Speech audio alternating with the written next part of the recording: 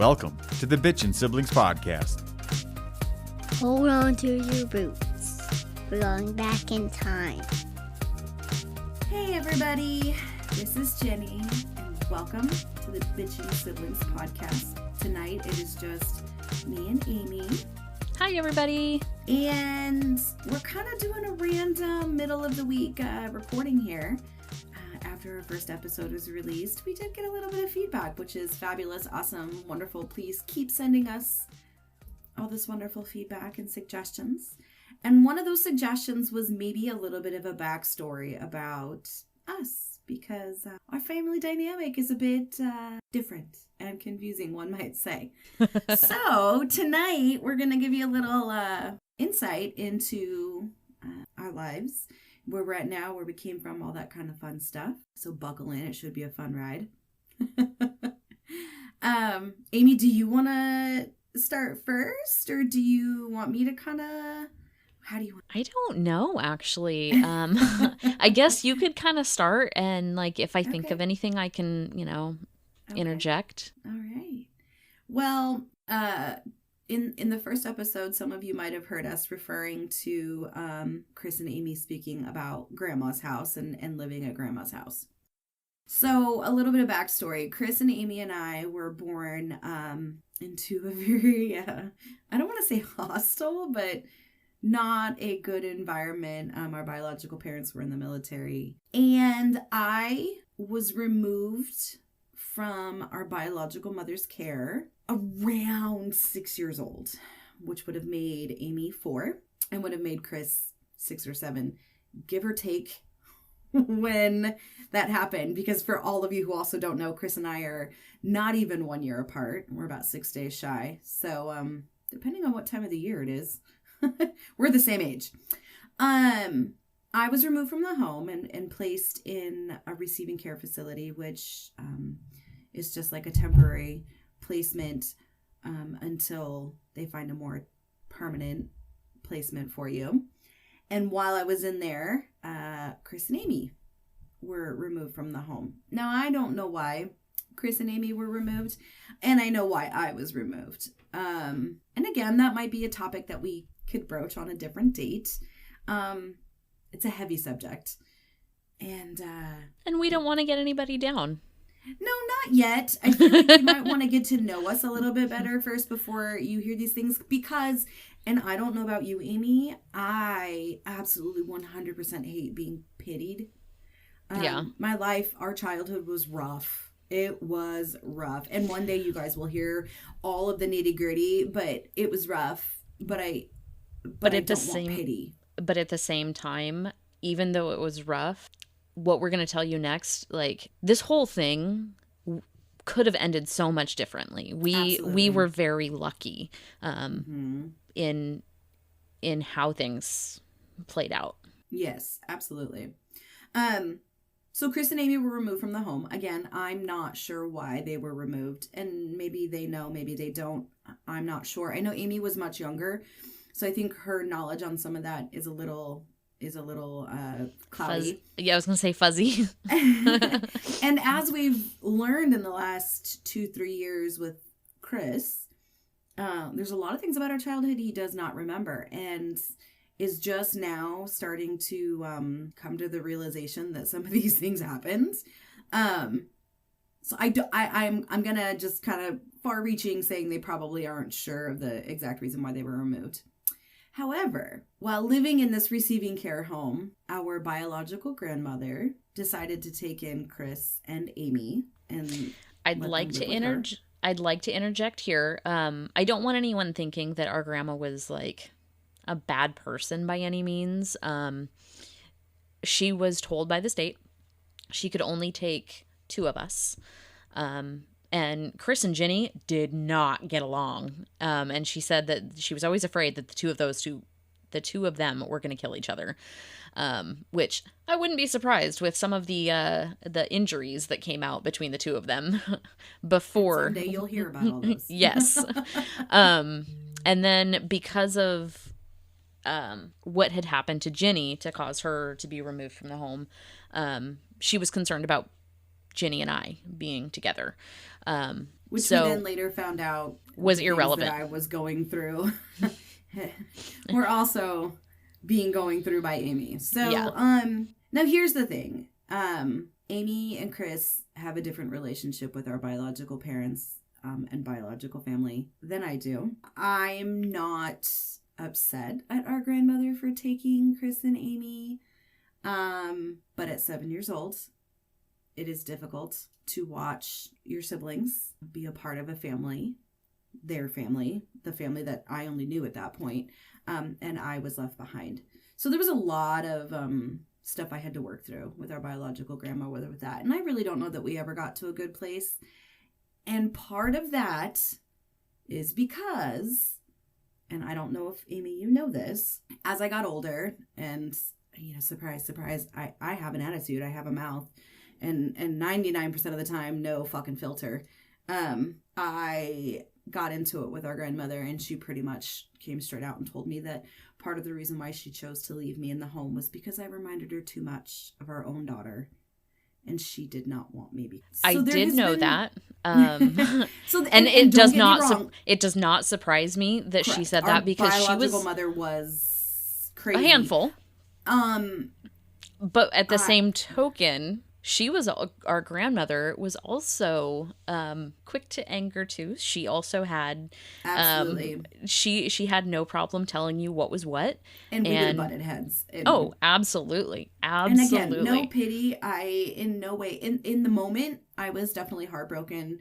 Abandonment issues, definitely didn't understand what was wrong with me, why I couldn't be taken in. And I don't think it would have mattered what you said to me at 7 years old. It wasn't going to make the situation at the time any better. But in that, long convoluted story, I'm going to keep out a lot of like the minuscule details. I ended up meeting my mom. And I call her my mom because she adopted me. She took me in at about 7 years of age. Because I want to say I spent my 8th birthday with her. And I had come to her on her birthday, which is December 27th. I don't think I knew that. Visit, and then never went back to the home that I was staying in. So I was her Christmas present her birthday present 1 year. And then 2 years later, on December 23rd, Chris and Amy were adopted by our grandmother, and I was adopted by my mom. So as much as my childhood, and that is like a very condensed, pretty little packaged story of our childhood, of how we ended up in 2 different households, raised by 2 entirely different ways of raising children. Grandmother was very conservative, old school. Children are to be seen and not heard.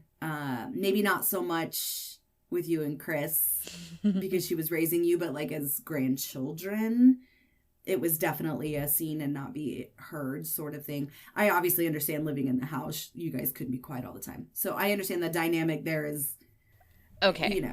Quick thing, real quick, I'd like to interject this. So not only did our grandma live in the house we were raised in, our aunt, our biological aunt, our mother's oldest sister, our biological mom's oldest sister also lived with my grandma, and not for like any other reason other than she wanted to. And she worked nights when we first moved in. And so when we moved in, we had to, especially during that first summer, we were there, we had to be quiet during the day because our aunt was sleeping. Yes. And she was working graveyard shift. So we had to bring our toys downstairs because our aunt's bedroom was upstairs, like right between ours. Yes. And we had to be quiet while our aunt was sleeping so that she could go to work that night. And I remember thinking, I don't want to be dragging my Barbies down here every day. And at the same time, I don't want to have to clean these up every day and take them back upstairs. Yeah. Yeah. So sorry. That was a tangent. Remember, Aunt Sunday, her room was always like forbidden. You could never go in Aunt Sunday's room. Like I, to this day, could not tell you what that room looked like because it was always off limits. Always. And And I understand she lived with grandma, and that's where all the grandkids came and everything. So that was like the one area that was hers that she could maintain some privacy. But like, it was such a mysterious room that I remember almost being afraid of it. Like there was something spooky and like almost witchy.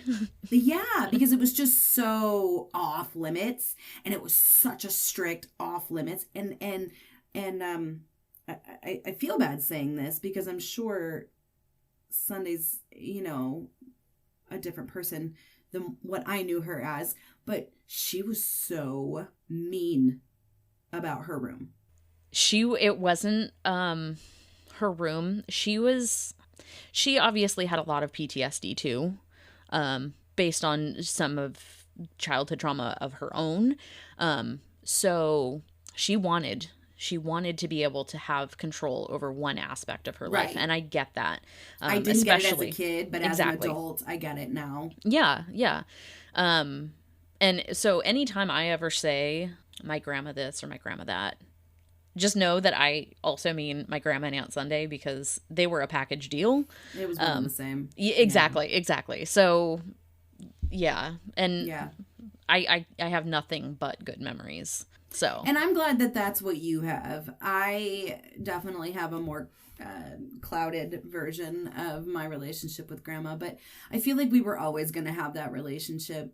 Again, both, I'm not necessarily quick to temper, but definitely not going to take any shit, and you're not going to walk all over me, and I'm going to put my foot down. And I think I was a little abrasive for grandma. I think it was okay for grandma to be quick to temper, but all the other women around her had to be women. We had to be prim and proper and know when to speak, and we needed to speak softly, and we needed to bake, and we needed to cook. And I'm like, fuck you, I'm gonna go play in the dirt, and I'm gonna listen to rap music, and I'm going to talk to my baby sister about sex when she comes to me at 16 years old and asks me questions, because we all know your antiquated backyard version of it isn't getting anywhere. And so I think we were always going to butt heads. And that didn't help the already strained relationship that her and I had. Yeah, no, absolutely. I definitely get that. And granted, yes, there were moments of headbutting between her and I growing up. And not to say that I don't remember any bad times, but looking back as an adult, I look at it and be like, I was a fucking dumb shit, and I should have done certain things differently, because I'm not not to blame in all of the situations. Correct. And I think that's part of maturing and growing up, is looking back on those things and going, oh, I could have handled that differently. Now, would I have still behaved the same way that grandma or my mom did? Yeah, maybe not, but I know that my part in it could have definitely been handled differently. That may not have necessarily changed the outcome of the situation, but you can always learn. So, going back to that, Chris and Amy and I lived in separate homes. And then around like 15 years of age, I think, 15 or 16, our brother chose to try to reestablish a relationship with our biological father. Now, keep in mind, when I say we were taken from the home, we were taken from the home of our biological mom. At that point, our biological parents had already split up. I want to say I was like 2 when they split up, and we moved from the East Coast to the West Coast, which is where we grew up, in Washington. So any childhood areas, we're talking about the state of Washington. So he decided to try to reestablish a relationship with our biological father and move to the East Coast. Now, I can't speak for him. I can only say what I saw from the outside. That did not go well. But Chris needed to, he really needed to just kind of find who he was, where he fit in, all that kind of fun stuff. So maybe someday Chris can kind of, enlighten us with his side of that story. So it's a much brushed over with him. But because of that, Chris and Amy and I have all really had to, I don't want to say force. Make an effort. Yes. The natural brother-sister relationship bond that most siblings have was not something we really have, even to this day. And I say that because we didn't grow up in the same house. We even though Chris and I did beat each other up and do things, you know, by 5 or 6 years of age, which are very formative years, we were no longer living in the same home. And so we really had to make an effort to reach out to each other. Thankfully, my adopted mom was insanely supportive of that and made sure to keep that line of communication with the biological family because of Chris and Amy. And then as we got older and got driver's licenses and were able to kind of have a little more freedom with our time, we really had to make an effort to include each other in our lives. So I'd like to put in here, so for my 14th birthday, this is when everything changed for me. For my 14th birthday, Ginny decided she was going to do like the coolest thing an older sister can do. So she was 16 at the time. I don't know where she got this money, but I honestly don't freaking remember the build up to it or anything. I just remember the day that it happened. So all of the stuff leading up to it, how it came to fruition, I don't have a clue. So Ginny took me to my first concert of modern era music. 'Cause I'd been to a concert before with Aunt Sunday, but it was her music. It was Paul Revere and the Raiders. Right. If anybody knows who that is. Well, yeah, if anybody in our generation that's listening to this knows who, I don't even know that I know who these people are. I've heard you talk about them just, you know, but I don't know that I would ever be able to identify their music. No. But yeah, so Ginny took me to a Backstreet Boys concert at the Key Arena in Seattle. Which is now no longer the Key Arena. What is it called now? I think it's called the Climate Pledge Arena. What? I think. I don't know. All right. That's interesting. But the cool thing was they blindfolded me. First of all, wait a minute. Who opened? Aaron Carter. And? Jimmy Ray. Jimmy Ray. There you go. Yeah, but Aaron Carter, rest in peace. Yep. Okay, so back to your story. So they blindfolded me, and I did not know I was there until we were inside the arena. They took off the blindfold. She didn't know we were even going to a concert. Like, I mentioned something, and my sister's like, "You think I love you that much?" I don't think so. Mm-hmm. So she had to throw me off the keep in set. mind, we lived in Tacoma area, so we had to drive up to Seattle. So it's not like, you know, and Seattle's not that far, but, you know, at our age, going up to Seattle was a big deal. Oh, yeah. But I didn't know anything until they took the blindfold off, and the people in front of us that were seated in front of us showed us, or like they had held up the ticket in front of my face. Wait a minute. Before we even got into the arena, what did Brother Chris do? Oh, I was going to go back and tell them that Chris was there, okay. First of all. So, yes, Chris actually was at this concert with us. Like, I don't know, again, how that whole thing came together and how he agreed to even going. But they were trying to throw me off because they thought I might have been somewhere nearby and I might get an idea of where we were. He ran me into his hand and said I ran into a pole. Because she was still blindfolded at this point. Yeah. But yeah, they took off the blindfold. And then trying to get her into the arena with tickets and with the blindfold on, past security was... But this was all pre 9/11. This was August of 98. Yes, yeah. So this was all pre 9/11 when maybe security was a little bit more lax, where you can't take a person into an arena blindfolded. I don't know. You probably still could, but like, there's no way they wouldn't know what was going on. But like, right. They were so good about like asking the people around us to kind of like not say what we were there for, so that it was a complete surprise. Mm-hmm. Complete surprise. And the people in front of me held out their ticket, and I was like, it's upside down. And so they turn it around. And they turn it around, and I'm like, oh my God, it's the Backstreet Boys. Oh, good times. And then we slept over the night after, or that night, and your friends that went with us to that concert, and you and I, we stayed up all night watching NSYNC in concert. The Disney special. Yes. Yes. Oh my gosh.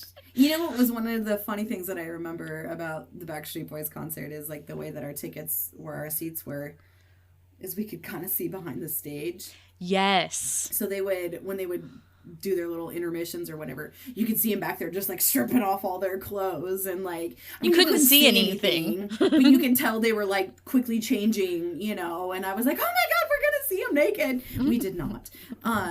But it was just silhouettes. 16-year-old me was like, Nick Carter, you know. Yeah.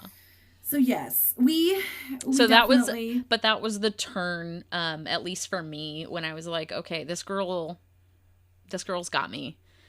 I want to be her best friend. Oh.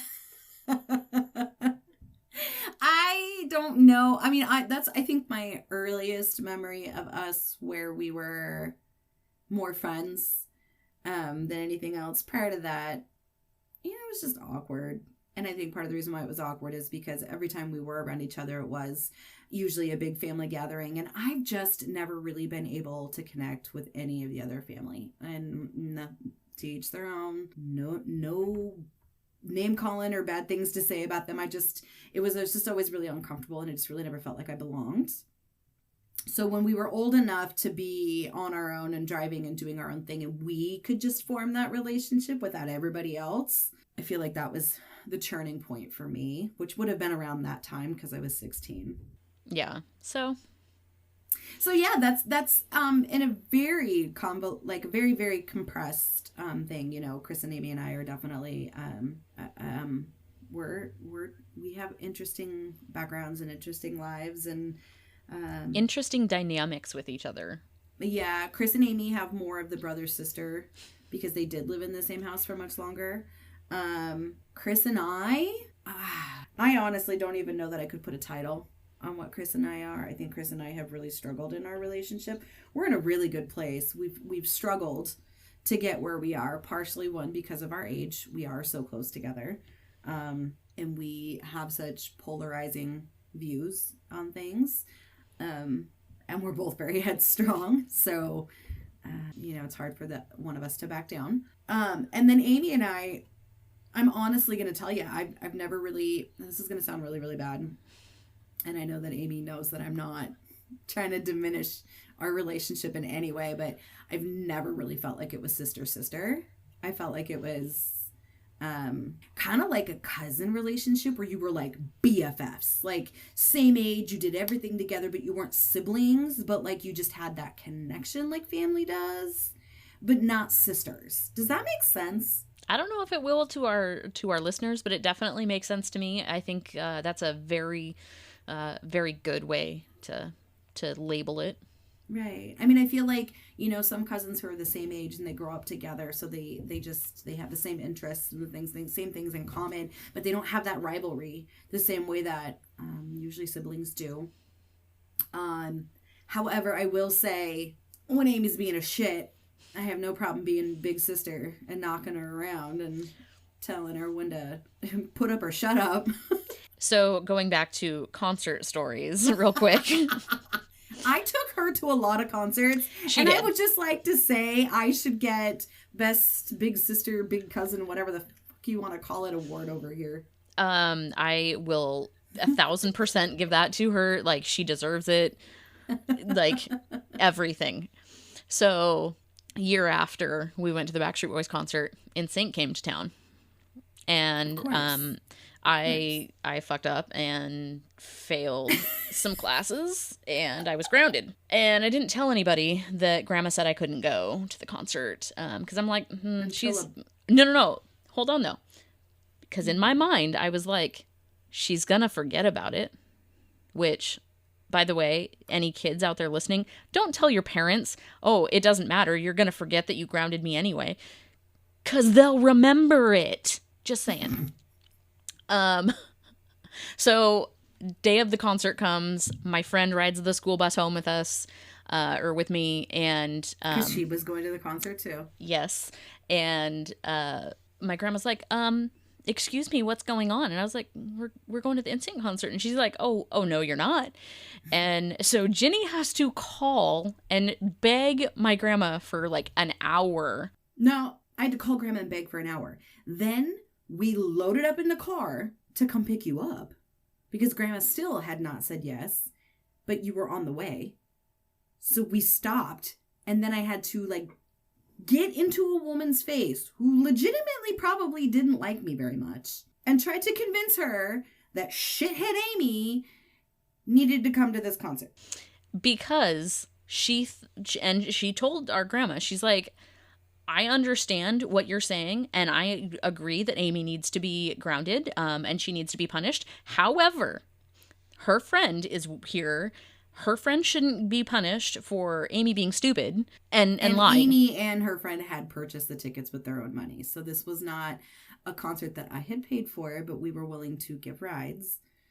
And I'm the one who stood in line for these tickets because you used to actually have to do that back in the day. And you had to like draw tickets, and then the lottery. First ticket they pulled out was like the lottery. And if you like, I was first in line, which back then was like a big to-do. Like we literally went to Rite Aid and stood in Rite Aid until like half an hour before the tickets went on sale. And that's when you picked your tickets.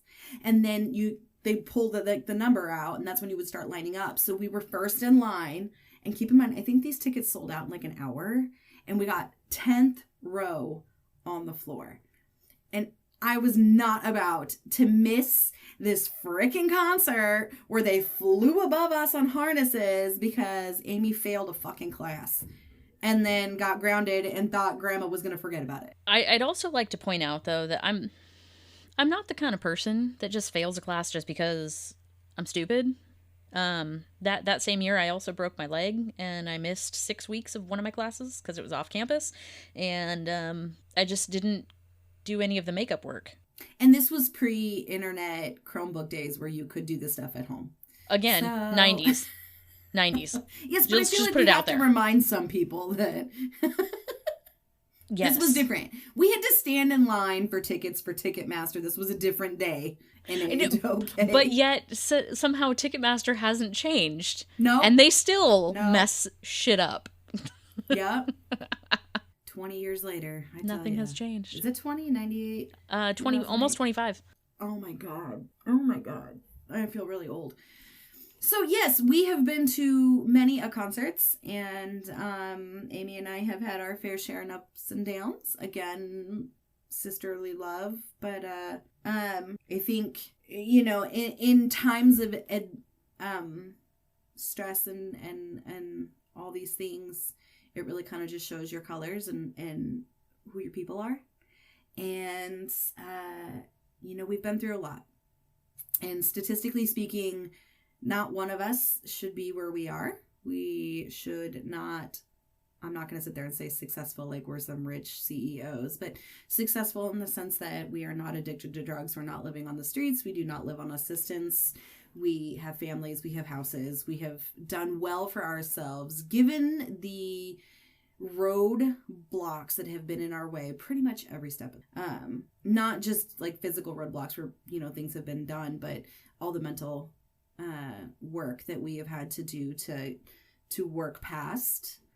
For me, feelings of abandonment, not trusting people, that stubbornness is there for a reason. It is a defense mechanism. I have, again, going back to our last episode, that anxiety issue. I am so good at being around people. I can talk till I'm blue in the face. Clearly, you can tell I have a podcast. But it is mentally exhausting and draining. It is stressful. It is hard to do, but I've had to force myself to do these things because I know it's the only way that I'm going to make it somewhere. I don't know about you, Amy, when it comes to anxiety or any of the mental roadblocks that you've had to overcome. Mine's more depression. I do have anxiety, but not nearly to the extent that I would say you or Chris do. Mine's mostly in the form of depression. And my coping mechanism through everything is just sleep it off. Is to what? Sleep it off. Oh. Everything. Sleep it off. Going back to our time with our biological mom, there's this one story that I remember. We were kids. But we Babies. Apparently we pissed her off one day, and she sent us to our room, which we shared, all three of us, and said that she was going to send us to our dad, which, again, keep in mind, we had no relationship with at the time. Well, because he abandoned us when I was like 4, so that Exactly. relationship was not really there. Exactly. And unfortunately, prior to him abandoning us, I'm fairly certain there was some physical and mental abuse between the two of them. Oh, I would not doubt that. But I remember she sent us to our room, locked the door, and what felt like 2 days in this room. But again, I was young. I was like 3, 4 maybe. And I was like, I'm hungry and I'm thirsty and I have to pee. And we weren't allowed to leave our room. So I learned at that time that if you sleep, you don't think you're hungry. You don't think you're thirsty. You don't have to pee. And the time goes by. When she was a little girl, we were very poor. At one point, we lived in a car, and we also lived in a homeless shelter. I do remember that. Yeah, but prior to living in the homeless shelter, we lived in an apartment over off of South Tacoma Way, across from the drive-in, and we didn't really have a lot of food. We had powdered milk. We lived on assistance, and back then assistance wasn't much. And I remember me and Chris were always so hungry, and Amy was the world's slowest eater. So me and Chris would inhale our food and still be hungry, and we would always manage to talk her out of her food and give it to us. And I don't know how we did it. I don't know if it's just because she was so young, she didn't know, or if we were just like absolutely awful, mean people. But like poor Amy. You were obviously That's why you're mean so people. Short. We stunted your growth. Yeah, absolutely. Because you were the world's slowest eater. You would just like savor every bite. And we're sitting here going, when's the next meal? Like, we don't know when our next meal is, so we're trying to eat as fast as we can. And I think you were too young at that point to quite to kind of put 2 and 2 together that, we didn't necessarily get 3 meals a day. And when we did, it was usually cereal and peanut butter and jelly, which to this day, I will not eat peanut butter and jelly. Which is funny because every now and then I'll go through a kick and I'll be like, I need a peanut butter and jelly sandwich. Nope. I remember when I used to have to make that for you guys I'd also like to point out that although Chris is technically the oldest, Ginny always stepped up and she played mom. Yeah. Yeah.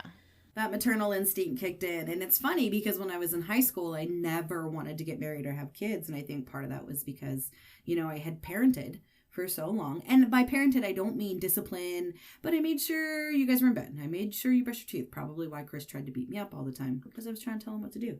I made sure that you guys got to school. I made sure that you were fed with peanut butter and jelly sandwiches because that's all I could make. And then in high school, you also had so there was another child in the home that you were taken into. Yes, my adopted mom adopted another girl. And I have spoken with her, Emily. And she's 10 years younger than me. So, after Emily was adopted, my mom and my adopted dad, divorced. And so I think I was around 12 when that happened. And so again, having to help step up, and I didn't need to be a parent by any sense of the word like I was when you and Chris were much younger, but I definitely did have to step up and help single mom households. It's a team effort, and it's, I was old enough to know, and I had already gone through it when my siblings were much younger, to know that it was, something I needed to help out with. So that mom instinct kicked in again. So again, as I was in high school, I never wanted to get married, and I never wanted to have kids, and I wanted to travel the world, and who needed a man anyways? And I got married a year out of high school and had a baby 2 years out of high school. And by the way, the day after she got married, she moved from Washington halfway across the country to the middle of the Midwest and just ditched me in Washington. And by the way, since all of this, Jenny's mom has passed. Our grandmother has passed. Yes. Our Aunt Sunday has passed. So none of the maternal figures that we had actually raising us are alive anymore. Yes, unfortunately, we all have lost those maternal figures in our lives. I am insanely blessed that my mama had a little sister. She kind of stepped up and became the best second mom to me and second grandma to my boys, and they just adore her. And she, how could you not? I know, she's fucking fabulous. Like, she's everybody hilarious. needs an aunt like her. Oh yeah. You know, it's just, and I have not asked her if it's okay if I share her name, so I will try to touch base with her, so maybe we can share some stories about her. But unfortunately, she also lives in Washington, so even though I do have that in some aspect, there is a big distance in between me and 99% of my family. I live in the middle of the Midwest. My brother did move here about 15 years ago. So I have him, but he lives like 2 hours away. So, everybody else is on the West Coast. Yep. I left Washington and am now in Northern California, as we stated last podcast. Mm-hmm. And by Northern, I do not mean San Francisco area, which, by the way, this imminent 7-point earthquake that is supposed to hit the Bay Area, that was apparently on the 1st. Yeah. And it was within 3 days. You guys are getting pummeled with a lot of rain right now. You're getting the Pineapple Express and the bomb cyclone all at the same time. Dude, so last night I could not fall asleep. Not because the rain, because I'm used to the rain coming from Washington, and not because of the wind, but because it was so loud out there. I was actually concerned that a branch was going to break off and come through my window. Yeah. It wasn't like... I just was concerned. We also live in a very old house, which several of the rooms, I believe, still have single pane windows. So, oh, God. Yeah, so it wouldn't take much. Okay, quick little side tangent. Last summer before, my husband was going through the house killing flies, because flies like to come in the summer, and we have a lot of them. And he was slapping a fly with a fly swatter on the laundry room window and shattered it with a fly swatter. Oh my God. With a fly swatter. Ooh. Yeah. That's crazy. Yeah. So that one got replaced and it became a double pane. Obviously. But I don't know what the bedrooms are. And don't want to find out. Exactly. I was just concerned that a stick or branch was going to come through my window and like maybe impale me. Like, these are the thoughts that go through my head. No joke. I was afraid of being impaled by a branch. I think I'm over dramatic. Am I? Am I the drama? No, I'm not the drama. That's you. No, I heard, I've been watching some videos and it looks like you guys, I mean, it's much needed rain. It's just a very large amount of rain in a very short period of time. And you guys, you know, you're so dry out there that it just can't soak it up quick enough. So we're on flood watch. Yeah. And we are on nothing right now. We just came out of a winter weather advisory from, I think, Monday and Tuesday. Did your snow already melt? No. I mean, yes and no. Like, it's melted, like, in the grass and everything, but the roads, like, they get slushy during the day, but then it freezes back over at night. And then it gets slushy again. So, like, every day, it, like, dwindles a little bit more and a little bit more. But it's still pretty cold. I mean, I think today I got to, like, 37, which is actually pretty warm for us, given that just a week and a half ago, we were -6 for the high with a wind chill of -44. So that's, like, a 70-degree difference in 2 weeks. Yep. So, yeah, Midwest is... I'm a West Coast girl through and through. I'm not going to lie. I'm here still because my children are here. And my husband is here. But, someday I will be back on the West Coast. I'd also like to interject for our listeners. The person she is married to is not the person she married and moved there for. Absolutely not. Just saying. I got married when I was 20, because that's fucking smart. Don't do that if you're listening. And had a baby, two beautiful, beautiful boys. And divorced 7 years later. Have been divorced. You were married for 7 years? Yes. Oh. Married in 2003, and then divorce was finalized in August of 2010.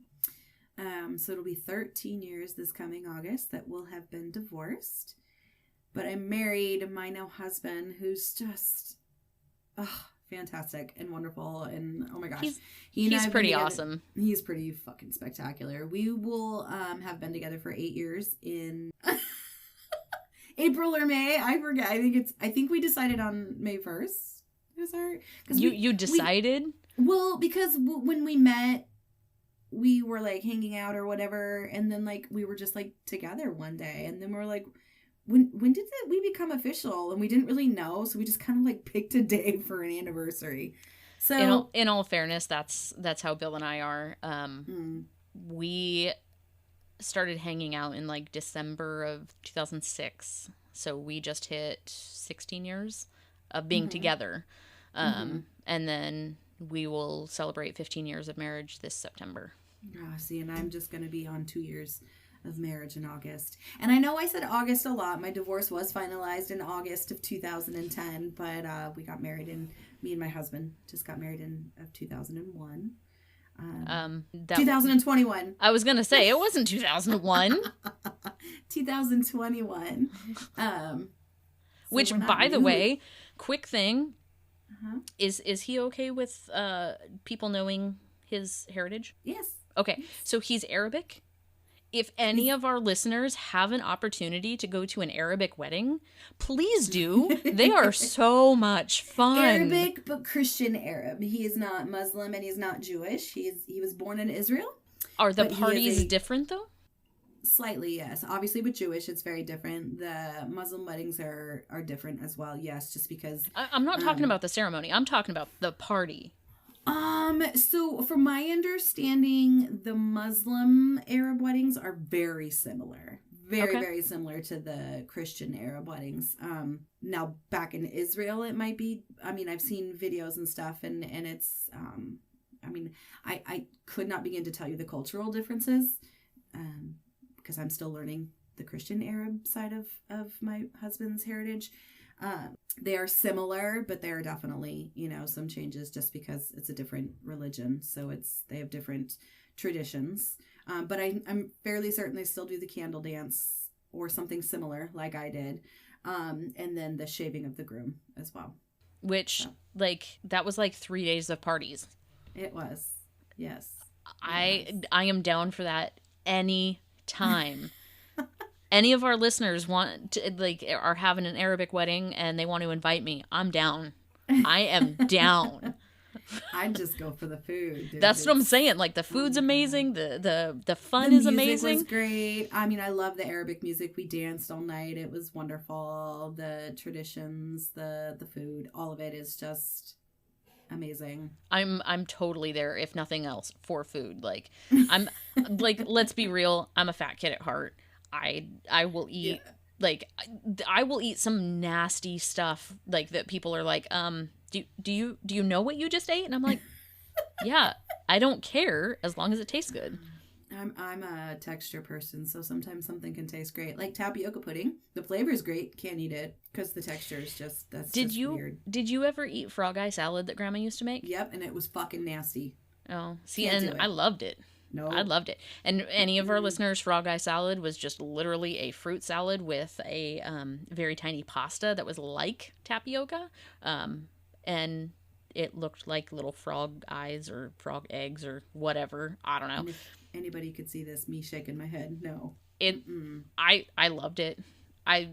Anytime we went to potlucks, I'm sure the flavor was great. I remember eating it and thinking the texture was gross and I couldn't get past that. So I'm sure the flavor was fantastic because there was very little things that Grandma cooked that I would not eat. Number one that I would not eat, and to this day I will not eat, and Amy does, and it's freaking nasty, is liver and onions. I'm sorry. Or cow tongue. I remember that stuff is nasty. I've never had that. Yes, you have. We had it when we were kids. Yes, you did. Because I remember in that apartment across from the drive-in, one day we got meat, and the meat was cow tongue. Okay, well then I don't remember that. Obviously, it wasn't such a bad experience that I didn't like it. Apparently, that was one of the few meals we didn't talk you out of. Apparently, the first meat I ever ate was venison. What's that face for? I don't like deer meat. Is it texture on that too, or is No, that one flavor? This is going to sound really, really strange, but okay, so I've tried a deer steak before, and I am well aware of the irony in what I'm about to say, and I will admit to this, but it's too gamey, and I know that means it's natural and it's been eating good things and it's not pumped full of antibiotics and stuff, and so I get it. I understand that gamey doesn't necessarily, I can't get past that flavor. Now, I have tried deer jerky, I have tried deer meat sticks, and they're too moist. There's too much moisture in them. Like, I'm used to like dried beef sticks where like it's like, You're so weird. Like, who says meat is too moist? oh my gosh, no, it's like the meat sticks. You know, like the stuff you get like a Slim Jim kind of. Like, that stuff's not supposed to be moist. And so I've tried it that way where it was like handmade, like they made it themselves, they cased it themselves, they dried it themselves, blah, blah, blah. Flavor, fantastic. It was had too much moisture. So then it becomes a texture thing and I just can't. Like I said, I understand the irony in what I'm about to say. Moist with meat is not a bad thing. That usually means it's got a lot of flavor and that it's not overcooked. And like, I get it. I understand what I'm saying is like batshit crazy to almost everybody else. But for some reason, the moisture in the deer meat is too much for me and it makes the texture. I can't swallow it. Again, insert joke here. I just can't, you know? Yeah. So going back to like kind of our backstory is, again, I got married, got divorced, then got remarried. Amy found the love of her life, like she said, 16 years ago, and have been married for 15. Okay, quick thing. Back when our grandma was still alive, she told me, find yourself a man who's going to keep you in check with your animals. What did I do? I married someone who not only doesn't keep me in check, but eggs me on. Yeah, but he keeps your dogs in check. He keeps all those animals in check. Don't get me wrong. Like, he's amazing with animals. But if I'm like, I want to get another cat, I want to get another dog, he's like, okay, let's go. You need my husband. I sent him a video today that said it was 2 little mini cows standing in the kitchen. And it was like, my husband said no more dogs. He didn't say no more cows. And I was like, babe. And he was like, haha, that's so funny. And then I sent him another video later of a dog that was really cute that like was a little small dog that ended up like falling between the couch cushions. But then my husband was like, maybe we can talk about it in the spring. And I was like, the mini cows? Because I was like, I'm screenshotting this so that you don't ever say you didn't say it. And he's like, no, I'm talking about the dog, Jenny. We live in city limits. We can't have many cows. Why not? So if I ever show up to my house with many cows, I may have to move to California with my sister. I'm cool with that. Mini cows. I'm cool with that. Because I want like the mini long-haired Highland cows. Like, oh my God. So we want like, he and I have discussed this. We want goats. He's willing to let me get a horse. Oh my gosh, no. Why not a horse? Okay, so going back, our grandma had, what was the horse's name? Willow. Okay, I couldn't remember if it was like Willow like or the Miracle. 1980s. Miracle was one of our aunt's dogs. Okay. Because there was Miracle and what was grandma's? Grandma's dog? Yeah. Crystal, thank you. Okay, so our grandma had a horse, and we were all there. I don't remember what we were doing, but like all the cousins were there, all the aunts were there, and I have a really hard time seeing animals in pins or being ridden, because to me that's not natural. This is the tree hugging in me, so I like to enjoy them from far away, you know, especially the bigger the animal, like majestic, beautiful. I don't need to be up next to it, right? Well, they wanted me to get on the back of Willow, and it was just a small little pasture. It wasn't very big, but it was bareback. They didn't have saddles on her at the time, because I was just supposed to like get on her, and just one of the aunts was going to walk alongside of her, and I wasn't going to have to do anything, because I didn't feel comfortable learning how to, like, you know, kick the foot or whatever to get her to go whatever direction. I don't even remember which aunt it was. It was either Sherry or Lisa. It was probably Lisa, because Lisa and Aunt Sunday went in together for this horse. So it was probably Lisa. And they were trying to teach me how to like, use your foot to do this to get her to turn, not to run, but to like turn this way or to turn that way. And if you tap her with your heel or whatever. And I don't know if you remember this, but I either was not listening to directions very well, or I wasn't understanding what they were asking me to do. But I backed her up into an electric fence, and then she took off, and I fell off the horse because I was bareback and I had nothing to hold on to because she didn't have saddles. And so I fell off the horse, and ever since then I'm like, I'm good. Horses are pretty from far away. Like, they're gorgeous, they're beautiful, they're majestic, love them. Don't ever want to get on one ever again. No. So we had that horse from the time I was from about 9 till I was 12. Excuse me. And I took horseback riding lessons that whole time. I was thrown from Willow several times. One time got a concussion because I hit my head on a gutter as I was thrown. Yep. And yeah. And I had a helmet on, mind you. Like, I had all of the gear. My Aunt Sunday made me like horseback riding pants with the inner, the chaps. Yeah, like built into the pant. Mm-hmm. Like, I had all the gear. Never scared me away. Never scared me away. But in all fairness too, that horse, I fucking loved that horse. If I could have like kept her, I would have. But she knew when people were afraid, and she'd fuck with them. Oh, yeah. So like she'd capitalize on it. Like, totally. So like our Aunt Lisa was I don't want to say afraid, but like she was intimidated. And Willow could sense that, and so she'd like corner our aunt in part of the pen. And then when we were mucking out her pen and like cleaning it up and getting all the poop out, she would wait until the wheelbarrow was full, and then she'd come over and flip it so that like we had to start all over. So as you can tell, we have a family full of stubborn asshole females. Animals included. I mean, look at Shadow. After you threw her off the thing.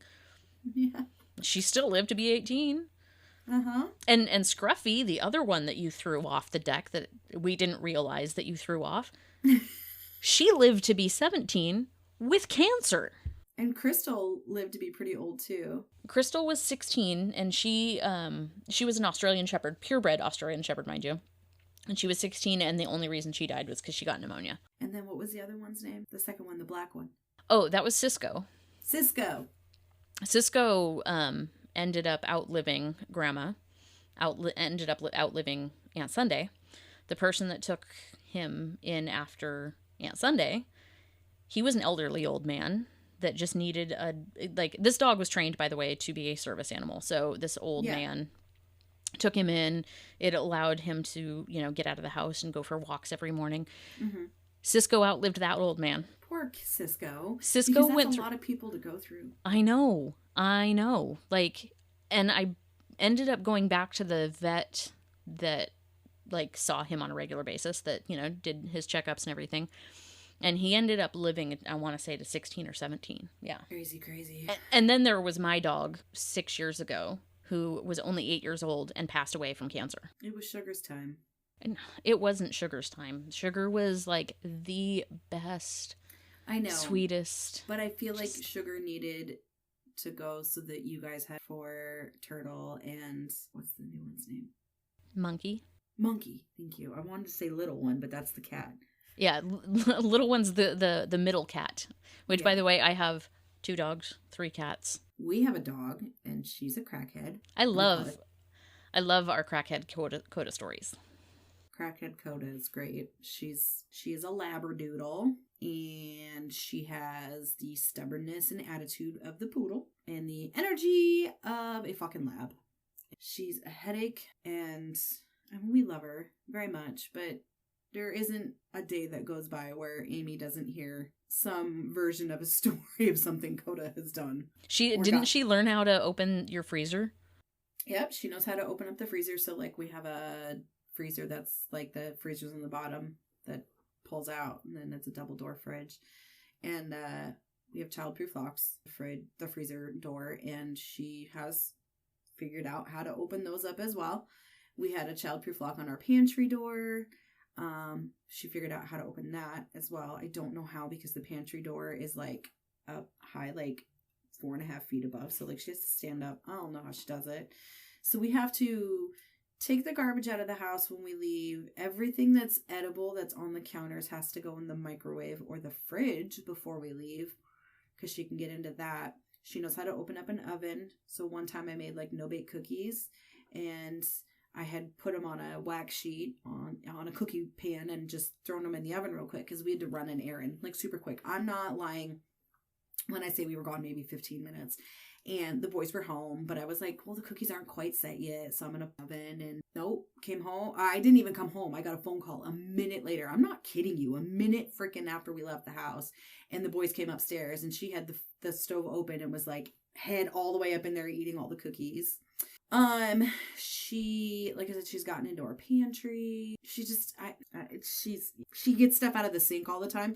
One of her favorite things to do is like, if I don't get the dishes done right away, and like I have a Tupperware container that had leftovers in it, she loves to chew up Tupperware. And spatulas are like any of like the big things that you use to like flip things in pans, all that plastic stuff.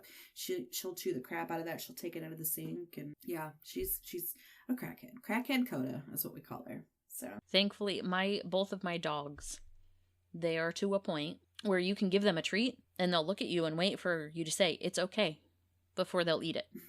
Like at this point, Turtle needs a fucking written invitation engraved to get up on the bed to go to bed at night. She just sits there like, are you gonna let me up now? Is it time for me to get up? Coda just helps herself. Monkey will jump up whether I ask her to or not. But Turtle, she just sits there like, I'm waiting for you to tell me it's okay. And then I have the coolest cat. Like I said, I have 3 of them. I actually have 3 cool cats, but let's be real. So my oldest one is 16. Reef, yes. My little baby. He'll always be my baby. He's the coolest cat. He has gone for adventures. He went missing for like 3-4 days one day, and I was beside myself. And he had climbed into a neighbor's friend's car and went to the next town over. And they're like, where did this cat come from? And so when we were canvassing the neighborhood, they're like, didn't so-and-so say that they had a cat that just randomly showed up in their car? And I was like, what did he look like? And I showed them a picture, and they're like, yeah, that's the cat that ended up in their car. So they called their friend. And their friend brought my cat back because they're like, I mean, he's been outside. We've put food out for him, but we didn't know where he came from. And I'm like, this motherfucker. This is like, also a cat that will go on a leash and go camping. Yes. And it's this cat's weird. He's in a good so way. Chill. Like he's very much like a dog. He doesn't mind baths. He'll stand up in the bathtub with his arms up on the back of the bath. And then just look back like, are we done yet? Is this over?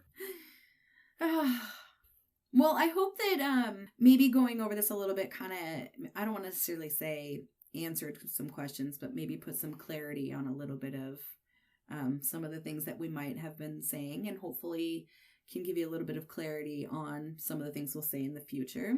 I do think one day. Or where we might be coming from. Yes. And today we were told by our wonderful nephew that we're weird, but a good weird. So we want people to kind of understand why we have the banter we do, why we talk to each other the way that we do, why the connection we have is what we have. We have been there and back, seen it all. And someday I really do think that Amy and I will go into a little bit more detail of some of the more nitty-gritty things that are difficult to swallow. But I would rather us get into a little bit of just like the fun who we are people before we broach those subjects. And if we do, we will definitely trigger warning some of those. We'll definitely try to maybe, I don't know if we want to do one big heavy episode, if we want to break it up into smaller pieces so that it's more palatable in kind of a weird roundabout way because none of it's really palatable. But so speaking of getting to know each other, would you like to do a little this or that? Yes, let's. All right. You do that. So iced coffee or hot coffee? Iced. Like even in the winter? Oh god, yeah. The other day when it was negative 44, I was still at Starbucks. Like, give me my iced venti quad espresso. Like, yeah. I today had to stop and get a hot coffee in the middle of the day because I was so cold, like, inside. And I'm like, Like, in the summer, I'll do iced coffee. No, but in the winter, it's gotta be hot. Day. No. Warm bath or hot shower? What about you? I just said. It depends. It's hot coffee in the winter. But I do iced coffee in the summer. Okay. So warm bath or hot shower? It depends on the mood I'm in. A hot shower is great, like when you've just had like a really long day and you just like want the water to like run down on your head. But when there's a day when I just want to relax and I just want to like take a deep breath, and then it's a bath. So I don't have a bathtub that I feel comfortable taking a bath in. We are renting the house we are in, so it's not like I can just get a new bathtub. Otherwise, I totally would. But that said, I love a bath, but I love my scalding hot shower. Where if I'm taking a shower, it's 1,000 degrees. Yeah, and then my husband will get in there after me and be like, how can you stand that? Like, doesn't that burn you? And I'm like, no, It's so funny because Roger does the same thing, and like I'll be sitting there waiting for it to warm up because it's still not quite my temperature, and he comes in and he's like, oh, that's hot, and I'm like, that's cold. Yeah. Like, what are you talking about? That's hot. Like, I'm waiting for it to warm up. Like, I have to actually, like, when I'm giving the cats a bath, I have to have Bill test the water because I don't want to burn them. Yeah.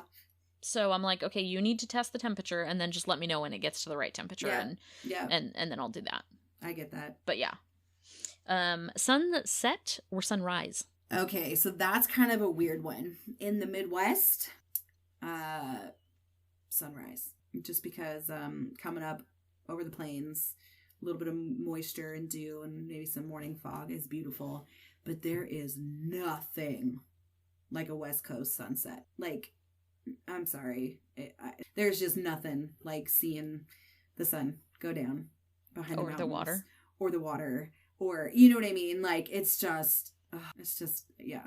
So in the Midwest, I would pick sunrise. And on the West Coast, it would definitely be a sunset. What about you?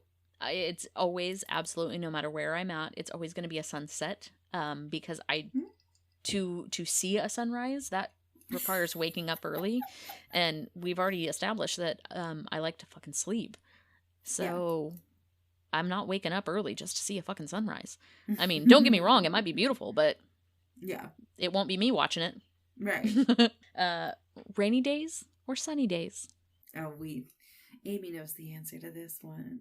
I'm a rainy day girl, but again, clarify West Coast rainy, because I'm not talking about these torrential downpour rains that we get here in the Midwest or what you might be experiencing now. I like the perfect Washington, drizzly, misty, rainy kind of day. That's just, that's where my heart is just so happy. See, and I'm 1,000% the opposite. I want the sunny days. It's not the rain that bothers me. It's the gray. And I think that's where some of my depression comes from too, is the gray skies was always just so oppressive for me. Interesting. Yeah. So like if it's sunny and raining, even better. That's awesome. Like that's the best of both worlds. Yeah. So daydreamer or sleepless nights? Am I? Or would I prefer? What do you prefer? I mean, I would prefer to sleep and dream during the day when I'm like supposed to be at work, but fair. Yeah. My boss didn't hear me say that. No. I don't want sleepless nights because I need my sleep. I'm right there with you. Like I've said several times, I need my sleep. And I'm constantly daydreaming anyway, like regardless of what I'm doing. And by daydreaming, I don't mean I'm not doing anything else. I'm just like thinking about things that could be while I'm doing other things. And, yeah. Because for the bosses in the back, please hear that if we say we daydream, you're still being productive. Absolutely. I've even created work for myself because I've finished all my regular work. I almost feel like if I'm, and I don't know that daydream's the right word because it does seem very much out in left field, but I almost feel like if I'm got a thought in my brain and I'm like processing it and I'm thinking it through and I'm doing it, like, I feel like I'm actually more productive because I get into a rhythm and I get into a groove. Whereas if I'm like bored out of my mind, I'm like, oh my God, this is so, you know what I mean? Like, Yeah. So that's one of the reasons why I listen to a lot of podcasts at work, because I'll hear a topic and then I'll kind of go off on my own little tangent in my own mind about what connection I have with that, or how can I incorporate that into my life, or, you know, whatever the topic may be. Gotcha. Swim in the ocean or swim in the pool? I feel like I'd have to say pool. And the only reason why I say that is because I grew up that swimming in the ocean was dangerous. Now, if we're talking about the Puget Sound, I would prefer the Puget Sound. However, only if I have like a shower right there, because salt water drying on your skin is... Ugh. I'm going to be right there with you. Again, same reason. And for anybody that doesn't know, in Washington, that weather at the ocean is fucking cold. We're not talking like Florida waters. We went there one year for the 4th of... We went there for the 4th of July one year, which is like the hottest time of the year in Washington, which isn't saying much, but it's like usually like the hottest time of the year. And we were literally bundled up with loads of sweatshirts. We had trucks. All of our friends had trucks, and we had loaded the beds of the trucks with pillows and comforters. And like, we were all watching the fire. I still have those pictures somewhere. Oh my God, you should find those. I actually have one of like, I don't know if it was you or if it was me, but like licking a bottle rocket, like all seductively, like being weird. That's you. I don't think that's me. I would never do such a thing. Oh, bullshit. You should pull those out. We can post them on the Instagram. Okay, I'll try to find them. Anyways, would you rather be outside or inside? Outside. I will definitely agree. Even if it's raining, I mean, unless I'm getting like soaked to the bone and I'm like freezing, I'd rather be outside. Like, someone offered me a umbrella the other day. By the way, yeah. What? Finish that thought. I'm right where you're going. And I was like, why? Like, just throw your hood up and it's fine. Word to the wise: the easiest way to spot a tourist in Seattle is to look for an umbrella. True story. Because real Washingtonians do not have umbrellas. Did you know the number one purchased item in Washington is sunglasses? Did wine go up your nose again? That's not wine. Was that tequila? That's tequila. But yeah, that's funny. Yeah. Although because I could see that, because there are days when it's raining and the sun will come out and it gets really bright when the sun, and yeah. But on top of that, you also are looking at the fact that we don't get it that often, so people lose their sunglasses all the fucking time. So they have to go buy a new pair. Yep.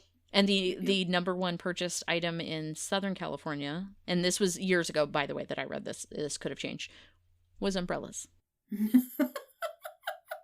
It'll come in handy when your monsoon hits every 15 years. Exactly. Exactly. That's funny. Reading or watching movies?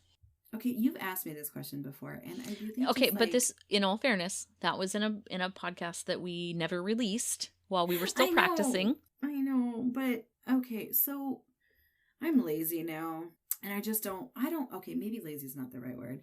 I just have too much stuff going on. I don't really have the brain capacity to read a lot of books right now, because by the time I get to a point where I can like take a deep breath and read a book, I'm exhausted. And I really... You better find time to read the book you got for Christmas, by the way. I've already started. I'm good. A couple of chapters in, but okay, I'm only doing a little bit at a time, because when I read a book, I really want to like get invested, and I don't want to just read to read, because I feel like when that happens, then I find myself having to go back and reread something because I don't remember what I just read, because I'm just reading to read. So having that brain capacity where I'm like calm, but I'm not exhausted, I don't really have anything else that I'm thinking about that I need to be doing, it's hard to come by now.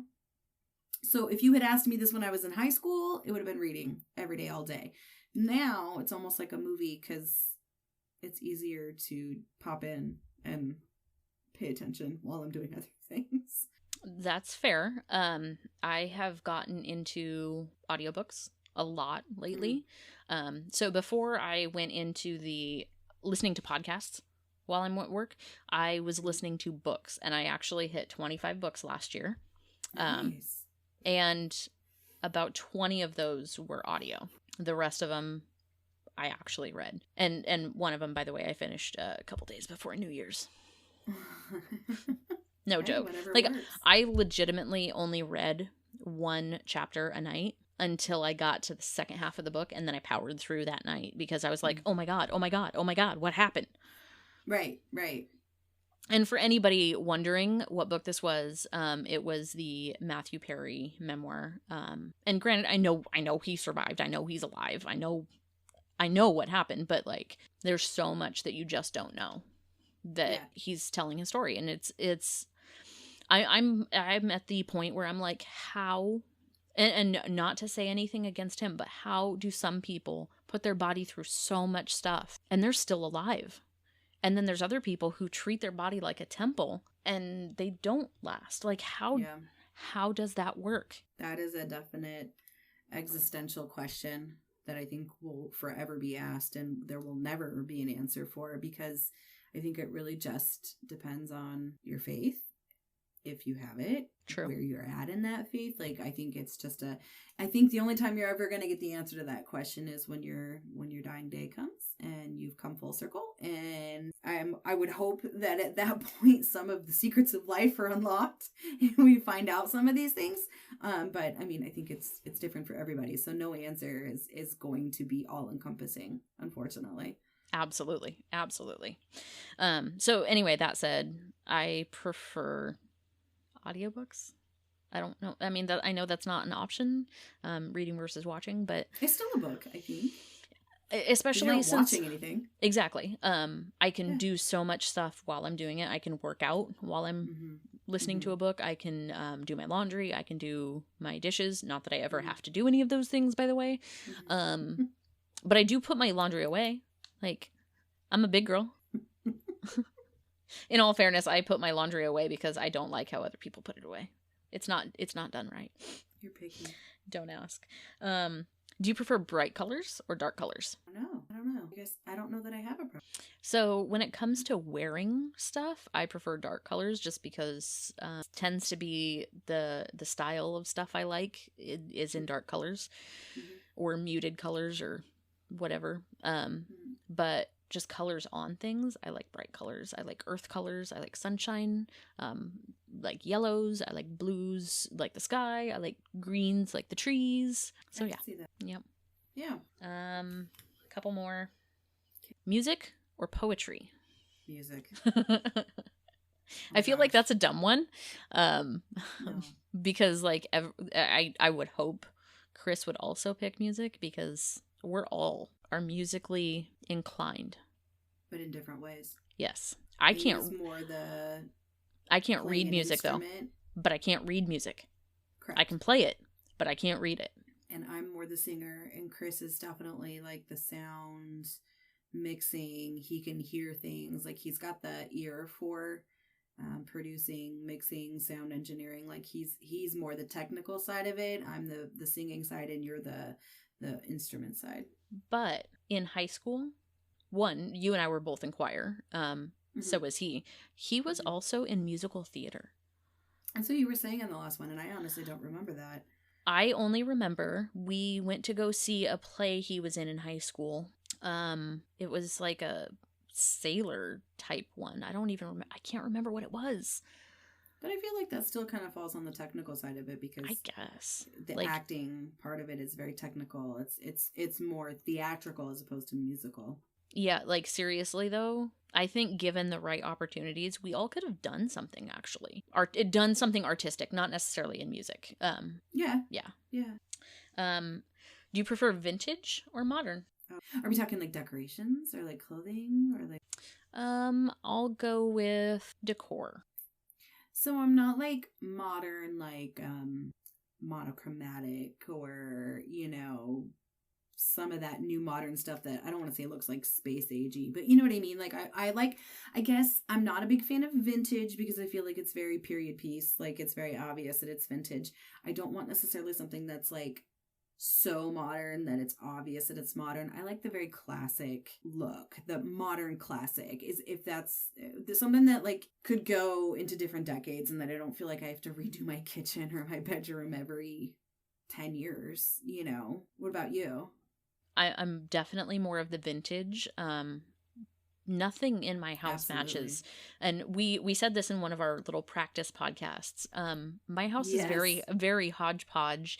Very much like the feel that you would get. Yeah, like the feel that you would get when going to your grandma's, where nothing necessarily matches, but it definitely feels comfortable. It feels like home. Absolutely. So nothing matches, but everything has its place. Oh, absolutely. And like, and I don't want to say it doesn't match, in the sense that it looks exactly. There's no theme to it. Like all of my furniture is wood, and none of it's like that particle board, compressed wood, or particle board. Yeah, it's all the hardwood, the heavy crap.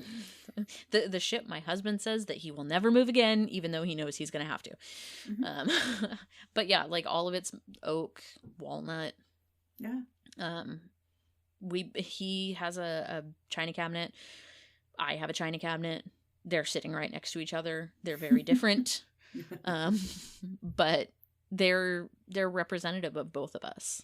So yeah, absolutely. Well, we just want to say thanks to everybody. I can speak for all of us when I say that we were pleasantly surprised at how many of our family and friends listened and reached out and gave us some feedback. Please continue to do so. If you have any questions for us, definitely reach out to us. Amy, where can they reach out to us at? You can email us at Ginny and Amy podcast @gmail.com. That's GINNY and spelled out AMY podcast @gmail.com. You can also find us on Instagram at Bitchin' Siblings Podcast, where you can find us posting some fun stuff, where you can also reach out to us and send us messages as well. And we look forward to hearing from all of you guys. And thank you again so much for all the love and support from everybody. That's and make sure to give us 5-star ratings and give us a review on Apple Podcast or Spotify, or wherever you get your podcasts, because it looks like we are now live on Google Podcasts and Amazon and iHeartRadio. So we're available on all the platforms, so find us on whatever one you listen to your podcasts. I know we might have shared some with everybody on like Spotify or whatever, but whichever platform you use, just give us a listen, give us a 5-star review. We'd love to hear from you guys. Have a good night. See you next week, guys. Bye. Bye.